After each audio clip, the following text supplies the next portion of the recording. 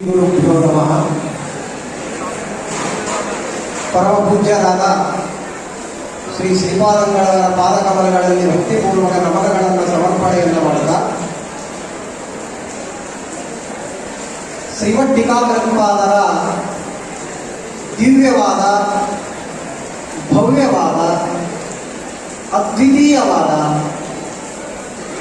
ದೇವತೆಗಳಿಂದ ಕೊಂಡಾಡಲ್ಪಡತಕ್ಕಂತಹ ಆ ಮಹಾ ಮಹಿಮೆ ಏನಿದೆ, ಅವರ ಅವತಾರವನ್ನ ಮಾಡಿದ ಉದ್ದೇಶ ಏನು, ಎಂತಹ ಅದ್ಭುತವಾದ ಕಾರ್ಯವನ್ನ ಶ್ರೀಮದ್ ಟೀಕಾಕೃತ್ಪಾದರು ಮಾಡಿದ್ದಾರೆ ಅನ್ನುವ ವಿಚಾರವನ್ನ ವಿಶೇಷವಾಗಿ ಇವತ್ತಿನ ಯುವ ಜನಾಂಗಕ್ಕೆ ತಿಳಿಸುವ ಒಂದು ಪ್ರಯತ್ನವನ್ನ ಒಂದು ಚಲನಚಿತ್ರದ ಮೂಲಕವಾಗಿ ಮಾಡಬೇಕು ಅಂತ ನಾವು ಸಂಕಲ್ಪವನ್ನ ಮಾಡಿದ್ದೇವೆ.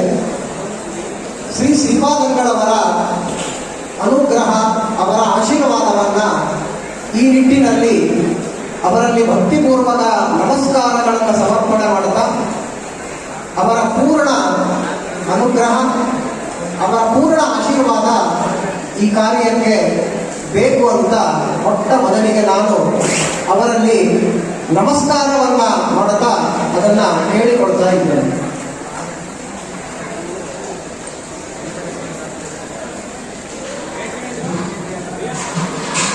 ಚಲನಚಿತ್ರ ನಮ್ಮ ದೇಶದಲ್ಲಿ ನಿಮಗೆಲ್ಲ ಗೊತ್ತಿದ್ದಂತೆ ಸಮಾಜದ ಮೇಲೆ ತುಂಬಾ ಪ್ರಭಾವವನ್ನು ಬೀರುತ್ತೆ. ನಮಗೆ ಸ್ವಾತಂತ್ರ್ಯ ಬರಬೇಕಾದರೂ ಚಲನಚಿತ್ರಗಳ ಒಂದು ಪಾತ್ರ ಅದು ಅದ್ವಿತೀಯವಾಗಿದೆ. ಒಂದು ತರಹ ಹುಚ್ಚು ಕೇವಲ ಭಾರತೀಯರಿಗೆ ಮಾತ್ರ ಅಲ್ಲ, ವೆಸ್ಟರ್ನ್ ಕಂಟ್ರಿಯಲ್ಲಿ ಕೂಡ ಈ ಸಿನಿಮಾ ಹುಚ್ಚನ್ನುವುದು ತುಂಬ ಇದೆ. ಅದು ಇವತ್ತಿಗೂ ಇದೆ. ಥಿಯೇಟ್ರಿಗೆ ಹೋಗದೇ ಇದ್ದರೂ ಕೂಡ ಮನೆಯಲ್ಲಿಯೇ ಟಿವಿಗಳಲ್ಲಿ, ಮೊಬೈಲಲ್ಲಿ ಈ ಸಿನಿಮಾ ನೋಡತಕ್ಕಂಥದ್ದು ಏನಿದೆ ಅದು ಪ್ರತಿಯೊಬ್ಬರಿಗೂ ಒಂದು ಚಟ ಆಗಿದೆ. ಹಾಗಾಗಿ ಆ ಸಿನಿಮಾ ಮಾಧ್ಯಮವನ್ನೇ ನಾವು ಬಳಸಿಕೊಂಡು ಶ್ರೀಮದ್ ಟೀಕಾಕೃತ್ಪಾದರ ದಿವ್ಯ ಭವ್ಯವಾದ ಅವರ ವ್ಯಕ್ತಿತ್ವವನ್ನ ಪ್ರತಿಯೊಬ್ಬರ ಮನಸ್ಸಿನಲ್ಲಿ ಮೂಡಿಸಬೇಕು ಅಂತ ನಮ್ಮ ಒಂದು ಸಂಕಲ್ಪ ಇದೆ. ಆ ನಿಟ್ಟಿನಲ್ಲಿ ನಮ್ಮ ಯುವಕರಾದ ವೈಭವ್ ಕೇಸ್ಕರ್ ಅಂತ ಇವರು ಈ ಚಿತ್ರಕ್ಕೆ ನಿರ್ದೇಶಕರಾಗಿದ್ದಾರೆ, ಡೈರೆಕ್ಟರ್ ಆಗಿದ್ದಾರೆ. ಅವರು ಹೈದರಾಬಾದಿನಲ್ಲಿ ಈ ಚಲನಚಿತ್ರದ ಶ್ರೀಪಾದಂಗಳವರು ಅವರಿಗೆ ವಿಶೇಷವಾಗಿ ಟೀಕಾಕೃತ್ಪಾದರ ಅವಶ್ಯವನ್ನು ಗಮನಿಸ್ತಾ ಈ ಕಾರ್ಯಕ್ಕೆ ತುಂಬ ಮನಸ್ಸಿನಿಂದ ಹರಸಿ ಆಶೀರ್ವಾದವನ್ನು ಮಾಡ್ತಾ ಇದ್ದಾರೆ. ಈ ಕೇಸ್ಕರ್ ಅವರು ಮೂಲತಃ ಮಹಾರಾಷ್ಟ್ರದವರು.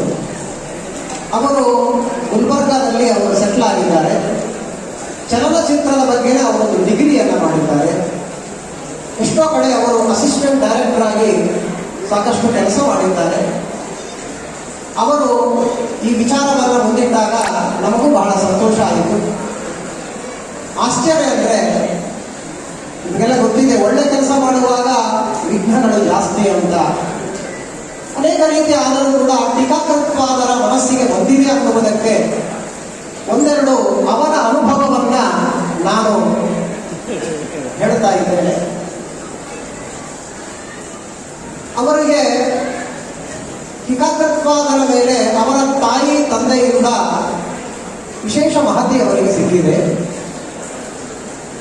ಈ ಕೆಲಸವನ್ನ ಮಾಡಬೇಕು ಅಂತ ನಾವು ಹೊರಟಾಗ ಪೂಜ್ಯರಾದ ನಮ್ಮ ಇಲ್ಲಿಯ ಮಠಾಧಿಕಾರಿಗಳಾದ ನಮ್ಮ ವೆಂಕಣ್ಣಾಚಾರ್ಯ ಪೂಜಾರವರು ಒಂದು ಮಾತು ಹೇಳ್ತಾ ಇದ್ದಾರೆ. ಇಲ್ಲಿ ನಾವು ಯಾವುದೇ ಕಾರ್ಯವನ್ನು ಮಾಡಬೇಕಾದರೂ ಟೀಕಾಕೃತ್ಪಾದರು ಯಾವುದೋ ಒಂದು ರೀತಿಯಲ್ಲಿ ಸೂಚನೆ ಮಾಡ್ತಾರೆ ಅಂತ ವೆಂಕಣ್ಣಾಚಾರ್ಯರು ಸಾಕಷ್ಟು ಸಲ ಹೇಳಿದ್ದನ್ನ ನೀವು ಕೇಳಿದ್ದೀರ. ಈ ದಿವ್ಯವಾದ ಇಂದ್ರ ಭವನವನ್ನ ಕಟ್ಟಿಸಬೇಕು ಬಿಡಬೇಕು ಅಂತ ವಿಚಾರ ಬಂದಾಗಲೂ ಕೂಡ ಶ್ರೀಮದ್ ಟೀಕಾಕೃತ್ಪಾದರು ಸರ್ಪದ ರೂಪದಲ್ಲಿ ದರ್ಶನವನ್ನು ಕೊಡ್ತಾರೆ. ಅವರ ಮಾತನ್ನೇ ನಾನು ಹೇಳ್ತಾ ಇದ್ದೇನೆ. ಏನೇ ಕಾರ್ಯಕ್ರಮ ಇಲ್ಲಿ ಮಾಡುವಾಗಲೂ ಸರ್ಪದ ರೂಪದಲ್ಲಿ ಬಂದು ನಾನು ಇದ್ದೇನೆ, ನೀವು ಮುಂದುವರಿಯಬಹುದು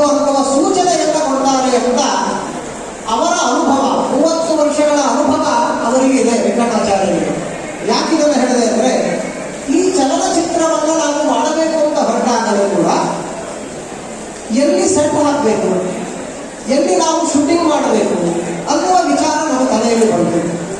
ಎಷ್ಟೋ ಕಡೆ ನಾವು ಹೋಗಿದ್ದೇವೆ, ಆದರೆ ಅಲ್ಲಿ ಎಲ್ಲಿಯೂ ಕೂಡ ಅದನ್ನು ಮಾಡಿಸಿಕೊಳ್ಳದೆ ಶ್ರೀಮಠೀಕಾಕೃತ್ಪಾದರು ತಮ್ಮ ಈ ದಿವ್ಯವಾದ ಏನು ಮೂಲ ವೃಂದಾವನದ ಸನ್ನಿಧಾನ ಇದೆ, ಇಲ್ಲಿಯೇ ಅದನ್ನು ಮಾಡಬೇಕು ಅಂತ ಟೀಕಾಕೃತ್ಪಾದರ ಒಂದು ಸಂಕಲ್ಪ ಅಂತ ನಮಗೆ ಅನಿಸ್ತದೆ. ಯಾಕೆ ಅಂದರೆ ಇಲ್ಲಿ ಹಿಂದ್ಗಡೆ ಮಾವಿನ ತೋಪಿನಲ್ಲಿ ನಾವು ಸೆಟ್ ಹಾಕಬೇಕಾದ್ರೆ 2-3 ಬಾರಿ ಸರ್ಪ ಬರ್ತಕ್ಕಂಥದ್ದಾಗಿ ಲಕ್ಷಣ ಕೊಡ್ತೀವಿ.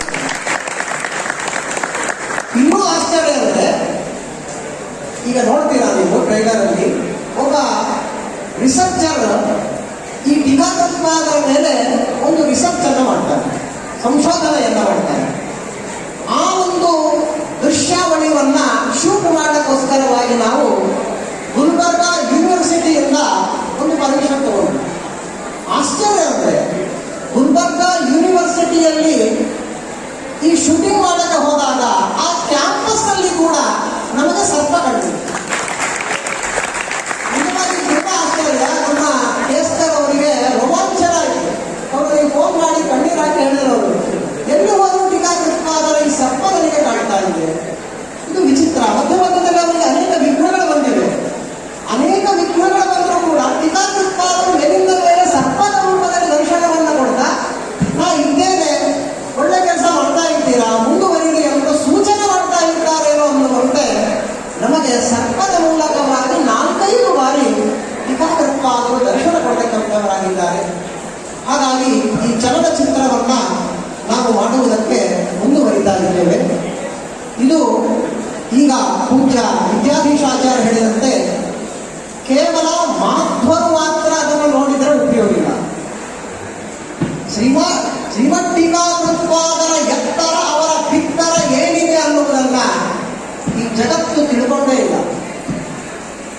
ಹಾಗಾಗಿ ಎಸ್ಪೆಷಲಿ ಯುವಕರು, ಮಾಧ್ವ ಯುವಕರು ಮಾತ್ರ ಅಲ್ಲ, ಒಟ್ಟಾರೆ ಯುವಕರು ಅಂತ ಏನಿದ್ದಾರೆ ಅವರಿಗೆ ಟೀಕಾಕೃತ್ಪಾದರ ಗ್ರಂಥಗಳಲ್ಲಿ ಏನಿದೆ, ರಾಮಾಯಣ ಮಹಾಭಾರತಾದಿ ಕಥೆಗಳು ಟಿವಿಯಲ್ಲಿ ನೋಡಿ ನೋಡಿ ಇಲ್ಲೇನು ಬರೀ ಕಥೆಗಳ ಮಾತ್ರ ಇದೆ, ಆ ಕಥೆಗಳು ಕೂಡ ಅರ್ಥಹೀನವಾಗಿದೆ ಅನ್ನುವ ಒಂದು ಭಾವನೆ ನಮ್ಮ ಯುವಕರಲ್ಲಿ ಮೂಡುತ್ತೆ.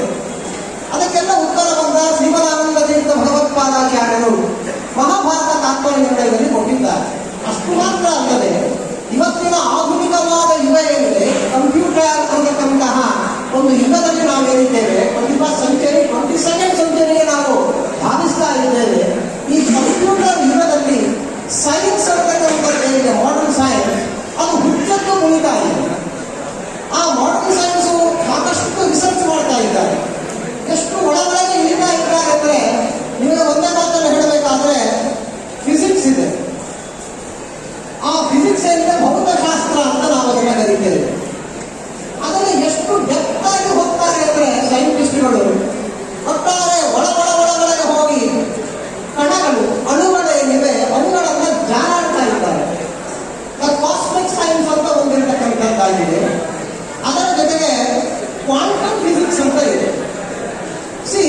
ಕ್ವಾಂಟಮ್ ಫಿಸಿಕ್ಸ್ ಮೊದಲಾದದ್ದು ಯಾರಿಗೆ ಗೊತ್ತಿದೆ ಅವರಿಗೆ ಟೀಕಾಕೃತ್ಪಾದರ ನ್ಯಾಯಸುಧಾದಿ ಗ್ರಂಥಗಳಲ್ಲಿ ಈ ಕ್ವಾಂಟಮ್ ಫಿಸಿಕ್ಸ್ ಅಲ್ಲಿರ್ತಕ್ಕಂಥ ಸಬ್ಜೆಕ್ಟ್ ಅನ್ನ ಡೆಪ್ತ್ ಆಗಿ ಇವತ್ತಿನ ಸೈಂಟಿಸ್ಟ್ಗಳಿಗೂ ಆಗದೇ ಇರುವ ರೀತಿಯಲ್ಲಿ ಅಷ್ಟು ಒಳಗಿಳಿತಾರೆ ಟೀಕಾಕೃತ್ಪಾದರ ಅನ್ನುವುದು ಅವರಿಗೆ ಗೊತ್ತಿಲ್ಲ, ಸೈಂಟಿಸ್ಟ್ಗಳಿಗೆ ಗೊತ್ತಿಲ್ಲ.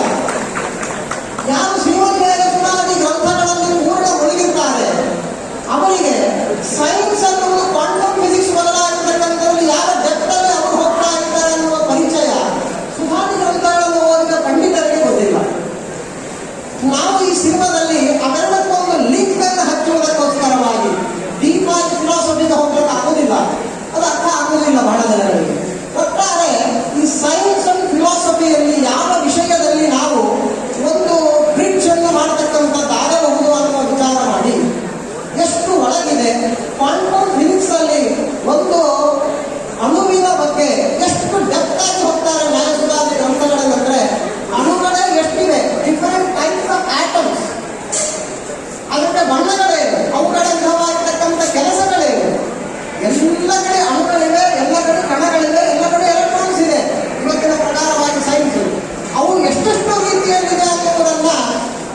ಯಾವ ಸಮಯದಲ್ಲಿ ಟೀಕಾಕೃತ್ಪಾದರನ್ನು ಗ್ರಂಥದಲ್ಲಿ ಬರೆದಿದ್ದಾರೆ ಅದರ ಪರಿಚಯವೇ ಇವತ್ತಿನ ಆಧುನಿಕವಾದ ಯುವಕರಿಗೆ ಇಲ್ಲ.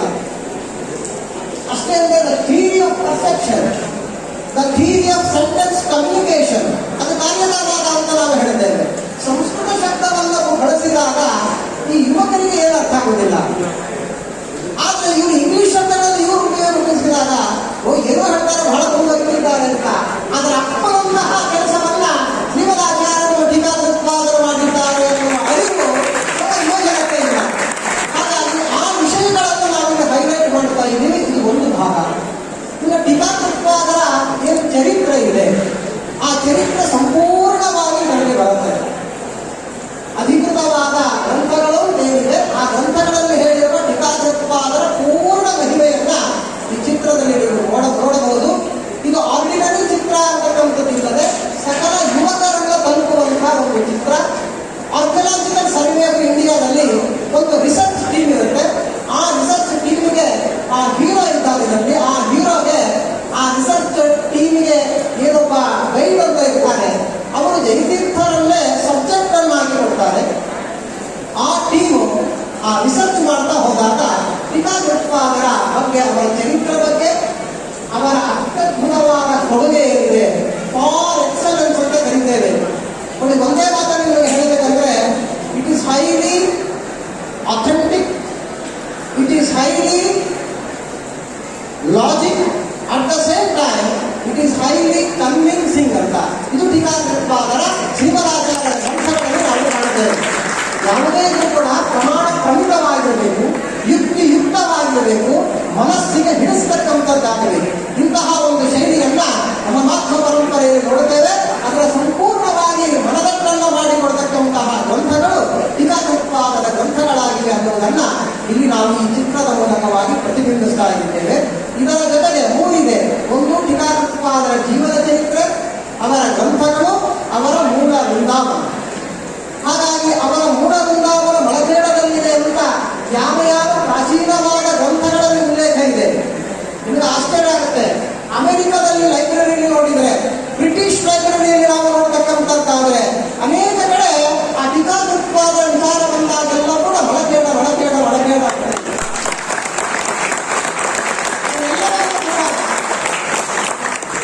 ಅದೆಲ್ಲವನ್ನ ಕೂಡ ಈ ಚಿತ್ರದಲ್ಲಿ ನಾವು ಅಳವಡಿಸ್ತಕ್ಕಂಥವರಾಗಿದ್ದೇವೆ. ಹೀಗಾಗಿ ಟೀಕಾಕೃತ್ಪಾದರ ಜೀವನ ಚರಿತ್ರೆ, ಅವರ ಗ್ರಂಥಗಳ ಮಹತ್ವ, ಜೊತೆಗೆ ಅವರ ವೃಂದಾವನ, ಈ ಮೂರನ್ನ ಚೆನ್ನಾಗಿ ನಾವು ಈ ಚಿತ್ರದ ಮೂಲಕವಾಗಿ ಪ್ರತಿಬಿಂಬಿಸತಕ್ಕಂತಹ ಕಾರ್ಯವನ್ನ ಮಾಡಲಿಕ್ಕೆ ಹೊರಟಿದ್ದೇವೆ. ಆಗಲೇ ಹೇಳಿದಂತೆ ಈ ಕಾರ್ಯಕ್ಕೆ ಶ್ರೀಪಾದಂಗಳವರ ಪೂರ್ಣಾನುಗ್ರಹ, ಪೂರ್ಣಾಶೀರ್ವಾದವನ್ನ ಮತ್ತೊಮ್ಮೆ ಅವರಿಗೆ ನಮಸ್ಕಾರ ಮಾಡತಕ್ಕಂಥದ್ದಾಗತ್ತ. ಅದನ್ನ ಅವರಿಗೆ ಹೇಳ್ತಕ್ಕಂಥವರಾಗ್ತಾ ಇದ್ದೇನೆ. ಕೊನೆಗೆ ಒಂದೇ ಒಂದು ವಿಚಾರವನ್ನ ಹೇಳ್ತಾ ಇದ್ದೇನೆ. ಈ ಒಂದು ಯಾವುದೇ ಒಂದು ಸಿನಿಮಾ ತೆಗಿಬೇಕಾದ್ರೆ ತುಂಬಾ ಖರ್ಚಾಗುತ್ತೆ. ಇದಕ್ಕೆ ಪ್ರೊಡ್ಯೂಸರ್ ಮುಂದಕ್ಕೆ ಬಂದಿದ್ರು, ಆದ್ರೆ ಅವರಿಗೆ ಏನಾಯ್ತೋ ಗೊತ್ತಿಲ್ಲ. ಆ ಪ್ರೊಡ್ಯೂಸರ್ ಅವರು ಹಿಂದಕ್ಕೆ ಹೋಗ್ತಕ್ಕಂಥವರಾಗಿದ್ದಾರಾದ ಕಾರಣ ನಾನು ನಿಮ್ಮಲ್ಲಿ ಕೇಳಿಕೊಳ್ಳುವುದೇನೆಂದ್ರೆ, ನಮ್ಮ ವಿಚಾರ ಏರ್ಪಟ್ಟು ಯಾಕೆ ಒಬ್ಬ ಪ್ರೊಡ್ಯೂಸರ್ ಅಂತ ನಾವು ಹೋಗ್ಬೇಕು. ಟೀಕಾಕೃತ್ಪಾದರ ಏನು ಕೋಟಿ ಕೋಟಿ ಶಿಷ್ಯರಿದ್ದಾರೆ, ಅವರ ಪ್ರೊಡ್ಯೂಸರ್ಸ್, ನೀವೇ ಪ್ರೊಡ್ಯೂಸರ್ಸ್. ಹಾಗಾಗಿ ನಾವು ನಿಮಗೆ ಈ ಮೂಲಕವಾಗಿ ಕೇಳ್ಕೊಡ್ತಕ್ಕಂಥದ್ದು ಏನಂದ್ರೆ, ನಿಮಗೆ ಎಷ್ಟಾಗುತ್ತೋ ಅದು ಇಷ್ಟು ಅಂತಲ್ಲ, 10 ರೂಪಾಯಿ ಆಗ್ಬೋದು, 10,000 ಆಗ್ಬೋದು, 1 ಲಕ್ಷ ಆಗ್ಬೋದು, 10 ಲಕ್ಷ ಆಗ್ಬೋದು, ಅದು ನಿಮಗೆ ಬಿಟ್ಟದ್ದು. ಟೀಕಾಕೃತ್ಪಾದರು ಏನು ಪ್ರೇರಣೆಯನ್ನು ನಿಮಗೆ ಮಾಡ್ತಾರೋ ಅದನ್ನು ಕೊಟ್ಟರೆ, ನೀವು ಕೊಟ್ಟ ಹಣದಿಂದಲೇ ನಾವು ಈ ಸಿನಿಮಾವನ್ನ ಆದಷ್ಟು ಬೇಗನೆ 6 ತಿಂಗಳಿನಲ್ಲಿ ಈ ಸಿನಿಮಾವನ್ನು ಮಾಡಿ ನಾವು ಅವಶ್ಯವಾಗಿ ಇದನ್ನು ಮಾಡಬೇಕು ಅಂತಿದ್ದೇವೆ. ಈ ಒಂದು ಬೇಡಿಕೆಯನ್ನು ನಿಮ್ಮಲ್ಲಿ ನಾವು ನೀಡಲಾಗಿದೆ. ನಮ್ಮ ವೆಂಕಟಾಚಾರ್ಯರ ಬಾಯಿಂದ ಬರ್ತಾ ಇದೆ ಮೊಟ್ಟ ಮೊದಲಿಗೆ ಅವರ ಮಗನ ಹೆಸರಿನಲ್ಲಿ ಅವರು 10,000 ರೂಪಾಯಿಯನ್ನ ಈ ಚಲನಚಿತ್ರ ಪುರಸ್ಕಾರವಾಗಿ ಕೊಡ್ತಾ ಇದ್ದಾರೆ. ಯಾರು ಬೇಕಾದ್ರೆ ಅನೌನ್ಸ್ ಮಾಡಬಹುದು. ಈ ಮನೆಗೆ ಹೋದ ಮೇಲೆ ವಿಚಾರವನ್ನು ಮಾಡಬಹುದು. ಅವಶ್ಯವಾಗಿ ಎಲ್ಲರೂ ಕೂಡ ಇದಕ್ಕೆ ಕೈ ಜೋಡಿಸಿದರೆ, ನೀವು ಈಗ ಟ್ರೈಲರ್ ನೋಡ್ತೀರಾ, ಆ ಟ್ರೈಲರ್ಗೆ ಒಂದು ಅದಾದ ತಕ್ಷಣ ಒಂದು ಚಿಕ್ಕ ಹಾಡಿದೆ, ಒಟ್ಟು 3-4 ಹಾಡಿದೆ ಇದರಲ್ಲಿ. ಆ ಒಂದು ಹಾಡನ್ನು ಕೂಡ ಅವರು ಹಾಕ್ತಾರೆ. ಎಲ್ಲ ಸೇರಿ ಒಂದು 5-8 ನಿಮಿಷದೊಳಗೆ ಹೋಗುತ್ತೆ. ಹಾಗಾಗಿ ಆ ಟ್ರೈಲರ್